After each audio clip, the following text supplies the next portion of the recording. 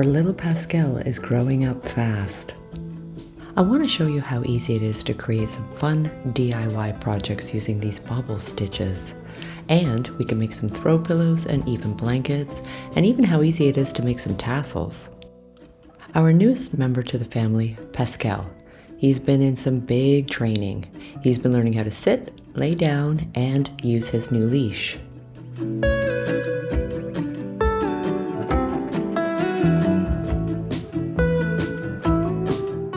Hatley has been wonderful with Pascal and even showing him the ropes a little bit. Using the Bernat Blanket yarn, it's a chenille yarn, which means it's really soft and washable, and I love working with it because it's so thick and you can really create fun projects quick and easy. I'm going to show you how I created this throw pillow using a crochet hook. For the white that I'm going to demonstrate, I used a 16mm hook, and for the green actual throw pillow, I used a 12mm. The fun part about the bobble stitch is you can actually kind of play around with your pattern any which way you like. So I'm going to show you a few different ways that you can do so. The bigger the crochet hook, the bigger the stitches, so the more bulky it will become.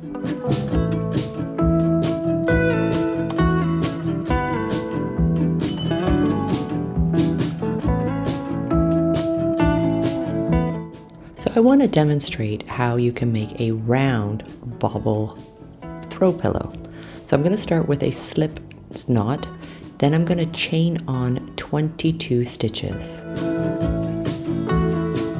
The fun part about the bobble stitch is you can actually separate them, and I'm going to show you how you can do that. So first thing I'm going to do is make one single crochet, then I'm going to go into my next stitch and I'm going to do 4 double crochets in the same stitch. Those are the only 2 stitches I've used through this entire tutorial, is a single crochet and a double crochet.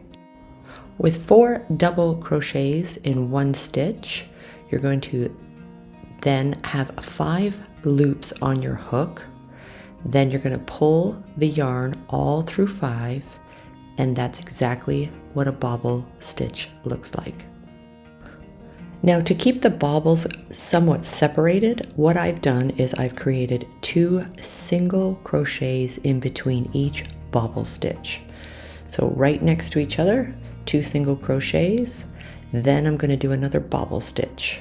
So I'm going to go into the next stitch, so I'm going to yarn over, go into my stitch, pull through, remove 2, yarn over, pull through, remove 2, yarn over, pull through, remove 2, yarn over, pull through, and remove 2.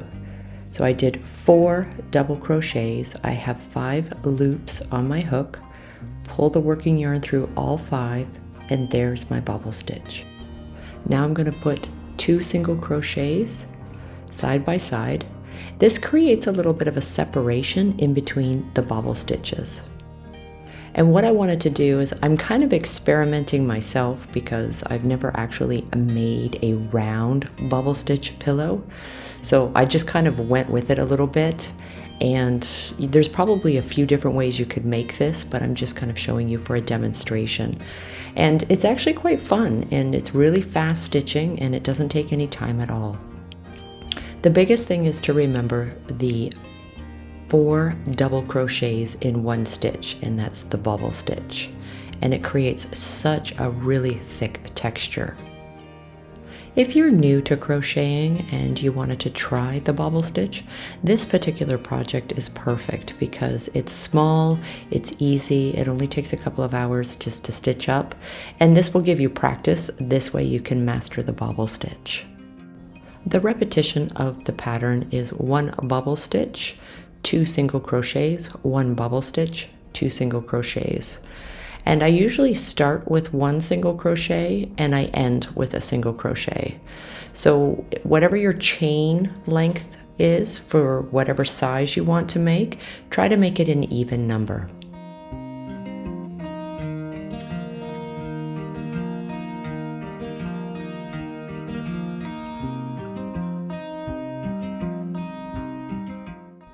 So now you can see the bobble stitch as I've started my first row. So that I'm gonna finish my last bobble stitch and my last single crochet. You could do any pattern you want. You could start with 2 single crochets, then do a bobble stitch, and then have 3 single crochets in between your bobble stitches. It's really up to you. So I'm just kind of showing you along with what I did. But you can really play around with the pattern of what I'm showing you. So if you want to do 3 single crochets in between your bobble stitches, or only 1 single crochet between your bobble stitches, it's totally up to you. It can look absolutely stunning either way. So I ended my row with a single crochet and then I chained on 2 more stitches. Now I'm going to go and do a full row of single crochets. That adding 2 stitches at the end, I actually would recommend only to add 1. For some reason, I seem to think I wanted to have more bulk around the perimeter of this pillow, but you wouldn't really need to do that. I am actually going to be pulling it all together so you won't even see it, but if you're going to be doing this project, you don't need to chain on 2, you only need to chain on 1. So I'm going to complete this row with just single crochets. With the bobble stitches, you're going to see almost like a little bit of a curve, and when you get to the very end, you're going to have to try to catch that one on the side there. So that's a single crochet on the side. And like I said, I chained on 2 when I would turn my work around. You don't need to do that, just chain on 1. So now I'm doing my second row of bobble stitches. So 2 single crochets, 1 bobble stitch. So that's 1 bobble stitch with 4 double crochets in 1 stitch. Once you're finished your bobble stitch, then you're going to be adding 2 single crochets after. As I mentioned, this is just one way you can do the bobble stitch. You can do 1 single crochet in between the bobble stitch. I did 2. You could even do 3 single crochets in between your bobble stitches. You can, it's really up to you. It's a really fun stitch. It's super textured. It's really a lot of, the sky's the limits when it comes to what you can do with this. So what I ended up doing is 7 rows of the bobble stitch, and I did 7 rows of single crochet. So 1 row of bobble stitches, 1 row of single crochet, 1 row of bobble stitches, 1 row of single crochet. So my total rows came out to 14 when I got to the end to create this round pillow, which we're going to get to. If you're going to make a flat pillow, or you're going to make 2 sides and it's going to be more of a flat or lumbar pillow, again, you don't need to chain on 2, you only need to chain on 1. I decided to chain on 2 because I actually want to weave a piece of yarn all the way around this pillow, and I want to tighten it, so I thought I could use a little bit of the extra yarn around this. As I mentioned, this whole project stitches up very, very quickly. So this actual round pillow only took me less than 2 hours to create the whole thing. And I only used maybe half of the whole roll of yarn, so half a skein of yarn. I did find this pattern to start to become a little bit addictive when you started getting into the bobble stitches. And as a newbie, if this is the first time you're going to try it, it seems like it would be a little bit difficult, but once you got the bobble stitch down, it stitches up really quick and it's a lot of fun.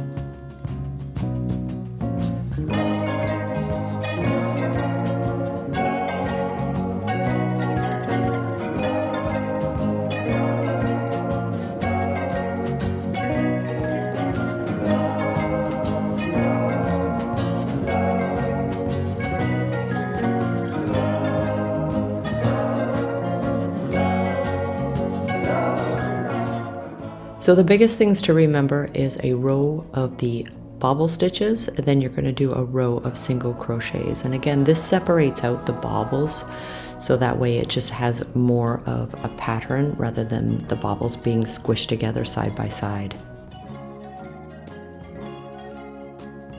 So I start with a single crochet, then I start my bobble stitch, which is 4 double crochets in 1 stitch. Then I'll do 2 single crochets after the bobble stitch, and I end the row with a single crochet. It's always super helpful when you're learning the bobble stitch to count that you have 5 loops on your crochet hook. Just as you're practicing, once you've got the pattern down, you won't even notice, but this way you won't under or over your double crochets for your bobbles.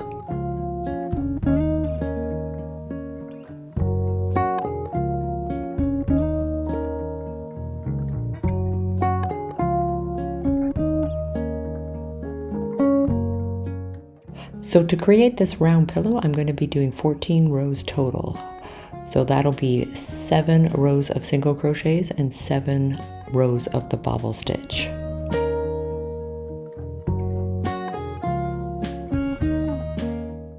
So to cast off, I'm just going to cut my working yarn off. Then I'm going to use that last loop. I'm going to wrap the working yarn in it to create a knot. I've cut a piece of the yarn. This way it's going to be the length for all the way around this pillow, and I'm just going to weave it in and out all the way around. As I mentioned earlier, this is actually why I wanted to add those 2 chain stitches at the end of each row, is so I had a little bit more yarn to do this. But now that I've actually done this, I don't think you need that. You only need to chain 1. So I'm just going to continue going all the way around with my piece of yarn and just keep threading it through, weaving it in and out of all of the side stitches. Once I've done that, I'm going to actually try, just as a demonstration, that you could use old towels or dishcloths or face cloths as an insert, or if you have that polyfill, you could use that they use in pillows as well.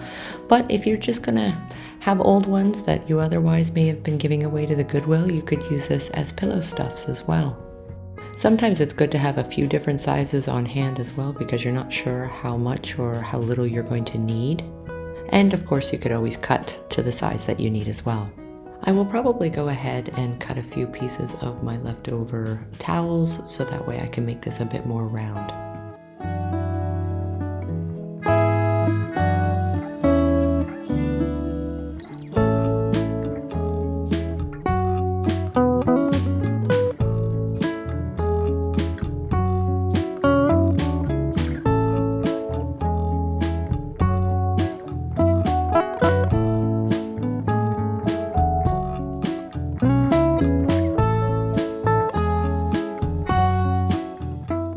So to create the blanket that I did, I chained on 82. So I made a chain of 82 stitches. And first thing I'm going to do is make a whole row of single crochets. So each of them will be 1 single crochet in each stitch. So again, for my first row, it's only single crochets. And then for my second row, I will start with my bobble stitches. You could start your blanket with 2 rows of single crochets. As you'll see me go through this tutorial, I actually did 2 rows in between my bobble stitches. But when I started the blanket, I just started with a single row of single crochets. So chain 1, then flip your work around. Now I'm going to start with 2 single crochets at the end and work my way back. Now I'm going to do my bobble stitch, which is 4 double crochets in 1 stitch. So always count how many loops you have. You should have 5 loops on your crochet hook, and then you can create your bobble stitch. With each bobble stitch, I put 2 single crochets in between each bobble stitch, just like I did on the round pillow. When I get to the end of my row, I'm going to do 2 single crochets at the end. It's always a little tricky to find the very end. It's almost a little bit off to the side there. You want to definitely make sure you're picking that up, and then you're also going to chain one and then turn your work around. But I did my first row of bobble stitches. Don't forget to chain one, then you're going to turn your work around. Now I'm going to do a row of single crochets. And for the blanket, in between each bobble row I did 2 rows of single crochet. Because the blanket's so big, I wanted it to have a little bit more separation. So as I mentioned, you don't have to do 2 rows of single crochet. It's just how I did it. This is the beauty about these bobble stitches, is you can create it so it's a little closer together or a little further apart with those single crochets. Once I got to the end of my row of single crochets, I then chain one. As you can see, the end is always kind of off to the side a little bit. You want to make sure you're picking that up. That's going to keep your blanket nice and straight. So I'm going to chain one, then I'm going to turn my work around, and that's 1 row of single crochets. And I'm going to do a second row of single crochets. And again, just so that way, because of the volume and the size of this blanket, the actual bobbles will be a little bit more pronounced this way. But again, you don't have to do 2. I did 2, you can just do 1. Now I've started my bobble stitch row. So I'm putting my 4 double crochets in 1 stitch for my bobble stitch. And again, I always count how many loops I have on my crochet hook. Once I have 5, now I have a bobble stitch. But now I wanted to demonstrate if you are actually going in the opposite direction and it's your bobble stitch row, you don't have to, because I'm stitching from right to left and I'm on my bobble stitch row, I'm actually having to punch the bobbles the other way. So if you need to do that, it's no problem. But as you can see, I put 2 rows of single crochets so you can see the separation. So I start with 2 single crochets, then I do a bobble stitch for my bobble stitch row, and then I will end with 2 double crochets. I did the bottom half of the blanket and the top half of this blanket the exact same way. I did 10 rows of bobble stitches and 20 rows of single crochet, 2 rows in between the bobble stitch row, giving me a total of 30 rows. So again, that's for the bottom half of the blanket and the top half of the blanket, and I'll show you what I did for the middle of the blanket. I used the Bernat Blanket 5 rolls in the Vintage White, and this is machine washable as well.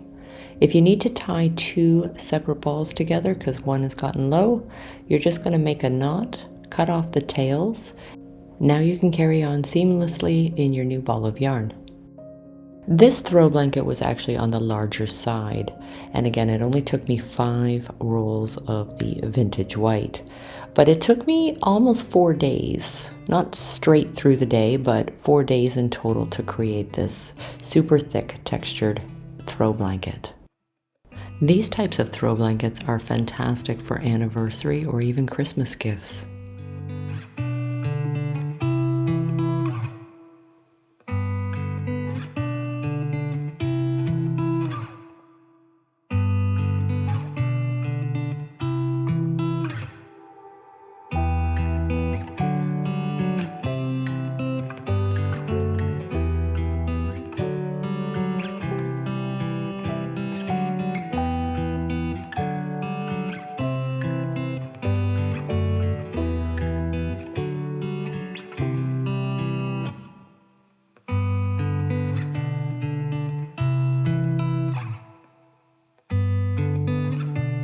For the bottom half of the blanket, I started with 10 bobble stitch rows. In between each bobble stitch row, I did 2 rows of single crochet. For the middle portion of the blanket, I decided I wanted to actually do double crochets only. And I just wanted to give the blanket a little bit of a different look, so I kind of just came up with that myself. You don't have to do that if you want to continue your entire blanket just doing the bobble stitch with the in-between single crochets. You could totally do that, but I just wanted to demonstrate exactly how I created my blanket. So in between, I made a bottom half and a top half with the bobble stitches using 10 rows of bobble stitches, and in between the 2 rows of single crochet. So what I'm going to do for the middle portion is just double crochets. I'm just going to show you exactly how I did this. First thing I did when I finished my bobble stitch row is I still created a single crochet row. Then I proceeded to go on with my double crochets. So just finishing off my row of single crochets.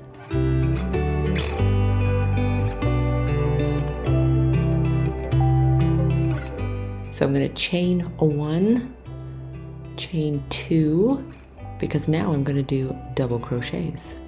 So with the double crochet, the 2 chains that I just added is actually a double crochet. So I'm going to go into the second stitch, do a double crochet, and now I actually have 2. And that's because I chained 2 and then I started in the second stitch. So that gave me 2 double crochets right away. So I'm going to go into each stitch doing a double crochet, and I'm going to do 10 rows of double crochet. Nothing in between, just straight double crochets. I really like the look it came having the middle section of the blanket with the double crochet.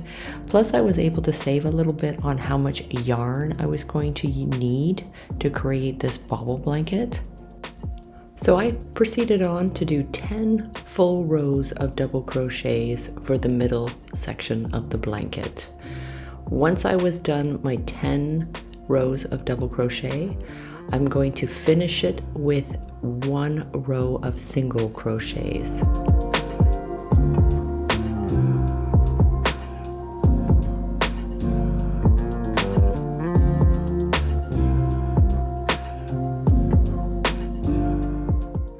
Now I'm going to do the top half of the blanket. So I'm going to do 2 single crochets. Now I'm going to go back to do my bobble stitch row. So I'm going to create my bobble stitches and my 2 single crochets in between each bobble stitch. And I'm going to do the same as I did on the bottom half of this blanket. Same amount of rows. So there'll be 10 rows of bobble stitch with 2 single crochets between each bobble stitch. And between each bobble stitch row, there'll be 2 rows of single crochet. Once I get to the very end of the blanket, when I get to the end of my blanket, the last row at the very top will be a row of single crochet. But again, you don't have to do it that way. You can make your whole blanket with the bobble stitches. Again, you can use the single crochet however you want to make your pattern. It's super fun.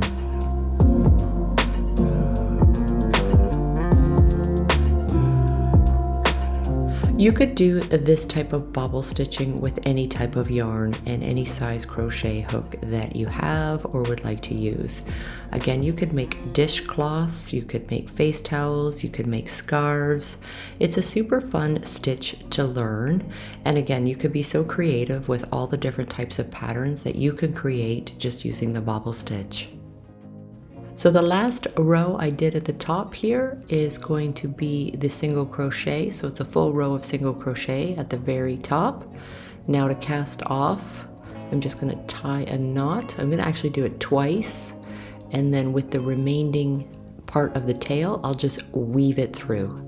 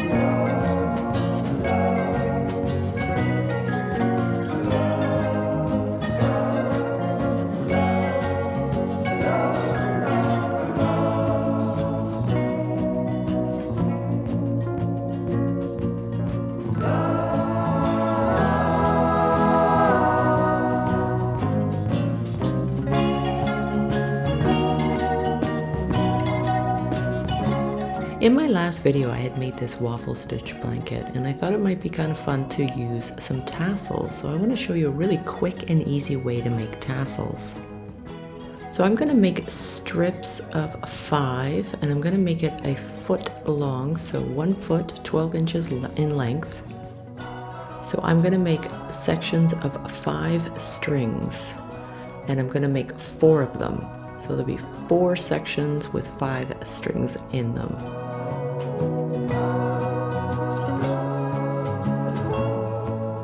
Each section I create with 4, I'm going to have 2 extra pieces of string.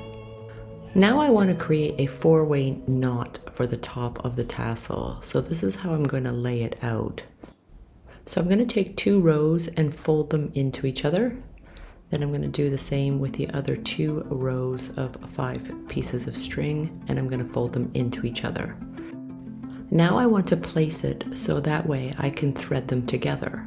So I'm going to place them so I can take the tails of one section and put it through the loop. Same with the bottom. I can take the tails of one section and pull it through the loop. This is going to help me create a square knot. This yarn is quite thin, so you have to be careful that you have to kind of go a little bit on the slower side so that it doesn't get tangled, and you kind of want to keep your sections of 5 strings as flat as you can. Then I would carefully kind of pull from all 4 sides, and just by going slowly you can see that the knot is slowly coming together. But I want to leave enough space in the center, and I'm going to show you what I'm going to do next. And again, you want to kind of be a little bit patient with it and just pull individually from all 4 sides as it gets smaller, and just keeping the strings themselves nice and straight. You of course could do this with any type of yarn, or if you had rope, or even jute. I want to make sure I've got a little tiny opening at the top there, because what I'll do is take one of those strings, I'm going to tie a knot, preferably actually 2. I only used 1, but I would even recommend to tie a knot on top of a knot. Then I'm going to pull that loop through, and the knot is going to be held by the bottom half of the square. And this is perfect, so this way we can thread the tassel onto the corner of the blanket with that. Once you've got that knot at the bottom and the string pulled through, you're going to pull the knot as tight as you can. And then what we're going to do is we're going to wrap all around the knot. So the second piece of string that I had is basically going to wrap the whole tassel together. And what I'll do is tuck underneath my wrap the one end, and then I'll go back and tuck the beginning part of the string underneath. So this will keep it kind of hidden. Once you've pulled the string down, you can pull the actual tie a little bit tighter, and this will keep it nice and firm and in place. Once you've got the whole tassel put together, and then what you can do is just kind of give it a good shake and then pull it nice and straight so all the strings are nice and even at the bottom, and then you can cut it. This way all the strings that are now hanging down below will be nice and straight, and then when you go to cut it, your tassel will be nice and straight.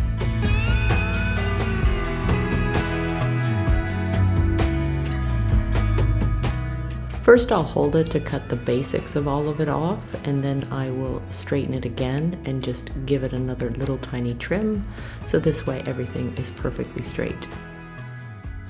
I like to make these kind of tassels because this way I can actually thread it through and put the tassel into the loop that I created.